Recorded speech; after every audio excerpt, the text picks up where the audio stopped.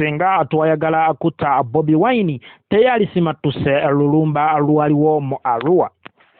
Bwatyo omuwabuzi wa president akubye ekinnamagye Lieutenant General Proscovia Nareyso alabudde Bobi Wine okukoma ku bawagizi be mu biseera bino ebyokulonda nti balekeraawo okukola effujjo.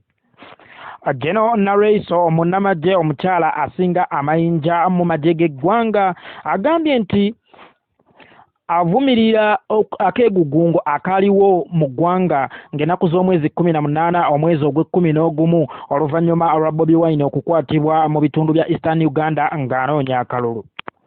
Abantu abasoba mu 50 baalugulamu obulamu nga bano bonna baali balangwa okulaga butali bumativu bwabwe oluvannyuma lw'okukwatibwa kw'omununuzi waabwe Bobi Wine. Wabula ye General Nareyso bw'abadde ku TV y'eggwanga UBC enkya ya leero agambye nti abavubuka tebalina lukusa wonna kugenda ku nguudo kutandika kwekalakasa na kwonoona bintu by'abantu awamu n'okuwanyisiganya ebisongovu n'ababa kwerinda olw'omuntu gwe bali bamanyidde ddala obulungi nti bwe akwatibwa talina kikyamu kigenda mmutuukako okuggyako okumukuuma kubanga gavumenti ya NRM tetta bantu bali mu kaduukulu.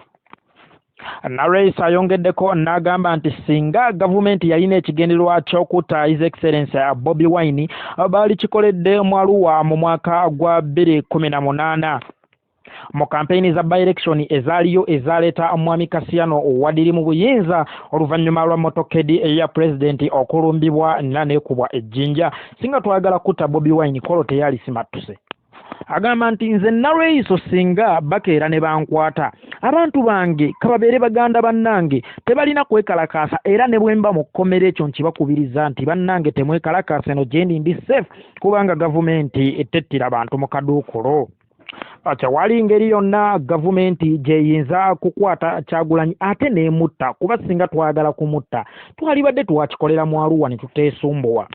Pulezidenti yagenda mu nsiko kulwanirira bukulembeze bulungi, kulwanirira nfuga nnungi na kukuza abaana bano bulungi era bakulidde ku mulembe mu ddembe lya Pulezidenti Museveni. Kakati teri muzadde ayinza kwagala kutta mwana gwe yeekuliza. Ebyo byonna Nareyso abyogeredde ku UBC TV y'eggwanga enkya ya leero n'ebirala bingi amanya bampita yeekolera ate weerabira okusubscribinga no clicking on the bell notification naye nga bannange Bobi Wine afuuse Bobi Wine.